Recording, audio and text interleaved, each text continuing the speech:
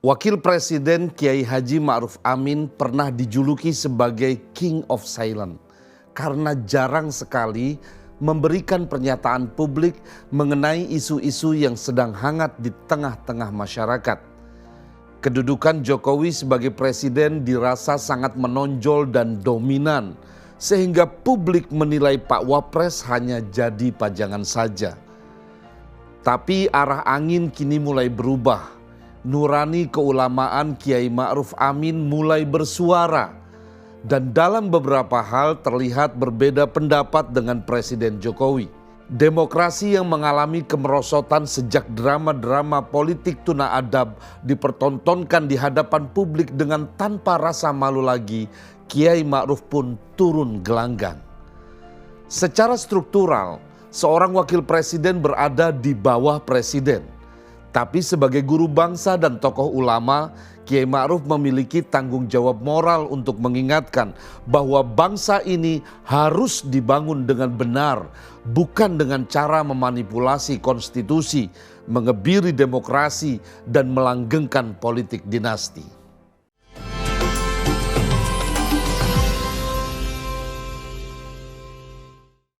Beda pendapat antara Presiden Jokowi dan Wakil Presiden Kiai Haji Ma'ruf Amin menyeruak di hadapan halayak seusai debat Capres ketiga beberapa waktu yang lalu. Presiden Jokowi mempersoalkan format debat Capres ketiga yang menurutnya kehilangan substansi tema debat dan lebih banyak saling menyerang secara personal. Jokowi meminta format debat agar dibuat lebih baik lagi dengan mengedepankan saling perang gagasan. Wakil Presiden Kiai Ma'ruf Amin memiliki pandangan yang berbeda. Pak Wapres mengaku senang dengan penyelenggaraan debat calon presiden ketiga yang dinilainya justru lebih hidup akan adu gagasan. Orang nomor 2 di Indonesia itu mengatakan bahwa dalam penyelenggaraan debat yang mempertemukan Anies Baswedan, Prabowo Subianto, dan Ganjar Pranowo itu, setiap kontestan berani untuk saling memberikan pertanyaan yang dalam. Bahkan Pak Wapres membandingkan dengan debat Capres pada tahun 2019 yang menurutnya debat Capres sekarang ini lebih bagus dan lebih hidup. Kita tentu masih ingat ya suasana debat Capres-Cawapres pada Pilpres 2019. Masyarakat menyaksikan debat antara pasangan Jokowi Kiai Ma'ruf Amin berhadapan dengan Prabowo Subianto Sandiaga Uno. Jejak digitalnya bahkan sekarang ini banyak bertebaran kembali di media sosial. Masyarakat pun bisa kembali menilai dan membandingkan di tahun 2019 capres mana yang paling banyak menyerang lawan secara personal. Bukan kali ini saja Wakil Presiden Kiai Ma'ruf Amin berbeda pendapat dengan Presiden Jokowi. Sebelumnya Jokowi menyatakan menteri atau pejabat setingkat menteri jika maju sebagai capres atau cawapres tidak perlu mundur dari jabatannya. Cukup mengajukan cuti saat melakukan kampanye. Pemerintah Jokowi sampai-sampai merasa perlu untuk merombak aturan ihwal izin menteri atau pejabat setingkat menteri yang berkontestasi pada Pilpres 2024. Aturan terbaru itu dituangkan dalam peraturan pemerintah nomor 53 tahun 2023 yang merubah PP nomor 32 tahun 2018. Secara umum, beled atau kebijakan PP nomor 53 itu membolehkan capres dan cawapres yang menjabat sebagai menteri atau pejabat setingkat menteri cukup mengajukan cuti saat melakukan kampanye, tidak harus mengundurkan diri. Sementara aturan sebelumnya yaitu PP nomor 32 tahun 2018 mengharuskan menteri atau pejabat setingkat menteri mengundurkan diri jika telah ditetapkan oleh KPU sebagai capres dan cawapres. Awal Januari lalu, Wakil Presiden Kiai Ma'ruf Amin mengusulkan supaya capres dan cawapres yang masih menjabat sebagai menteri sebaiknya mundur saja dari jabatannya. Kiai Ma'ruf Amin menyebut pemerintah memiliki peluang untuk mengevaluasi peraturan soal cuti bagi menteri yang maju Pilpres. Menurutnya, ada baiknya menteri yang maju sebagai capres atau cawapres wajib mundur dari jabatannya di pemerintahan. Kiai Ma'ruf Amin menilai menteri yang maju Pilpres akan terganggu dalam kinerja di kementeriannya. dan potensi menggunakan fasilitas negara untuk kampanye bisa saja terjadi. Pelanggaran pemilu rawan terjadi jika capres atau cawapres masih menjadi pejabat publik. Kalaupun pada ajang Pilpres 2024 aturannya menyatakan tidak harus mundur, Kiai Ma'ruf Amin menyarankan agar aturan terkait menteri maju Pilpres tak harus mundur dievaluasi secara menyeluruh setelah usai pemilu 2024. Dan menurutnya penting menteri yang maju capres atau cawapres mundur dari jabatannya agar tidak ada pelanggaran dan tidak ada pekerjaan yang dikorbankan. Presiden dan wakil presiden juga berbeda pendapat soal penyaluran bansos alias bantuan sosial untuk mengatasi kemiskinan. Sejauh ini bansos menjadi program andalan pemerintah Jokowi untuk mengatasi kemiskinan dan kemiskinan ekstrim.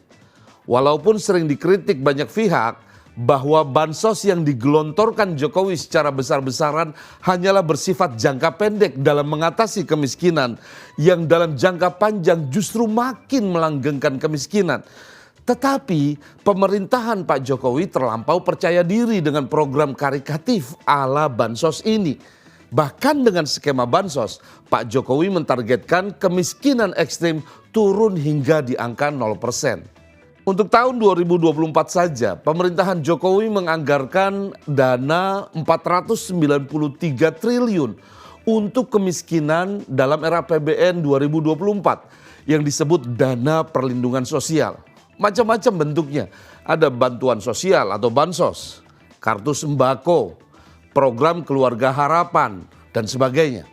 Dengan dana jumbo itu dan juga bermacam-macam kartu sosial yang sekarang diobral kembali oleh Capres Prabowo Subianto, apakah mampu mengatasi kemiskinan?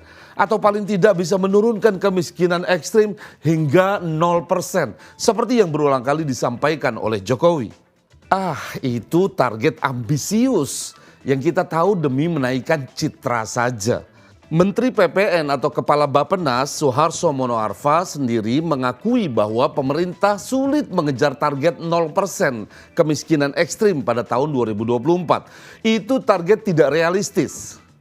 Sebab jika pemerintah mengentaskan kemiskinan dari 5,6 juta orang di Indonesia, maka perlu mengubah target penurunan kemiskinan ekstrim menjadi 2,5% pada tahun 2024. Target kemiskinan ekstrim itu yang sekarang ini ada di level 3,2% dan kami mungkin cenderung hanya bisa menurunkan ke 2,5% pada tahun 2024, kata Suharso.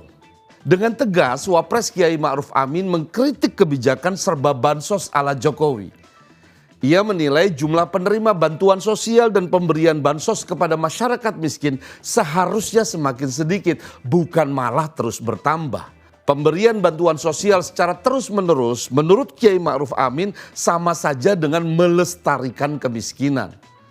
Mestinya anggaran pemerintah pada 2024 tidak hanya difokuskan untuk bantuan sosial, tapi juga untuk pemberdayaan masyarakat yang berorientasi menghilangkan kemiskinan.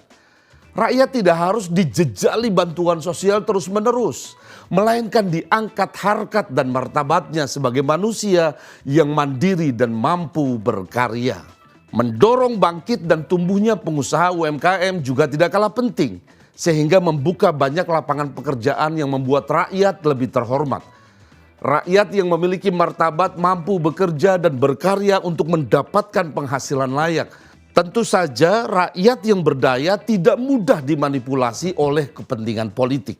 Panggilan nurani Kiai Ma'ruf Amin untuk menyampaikan kebenaran dan perbaikan agaknya tidak bisa dibendung lagi.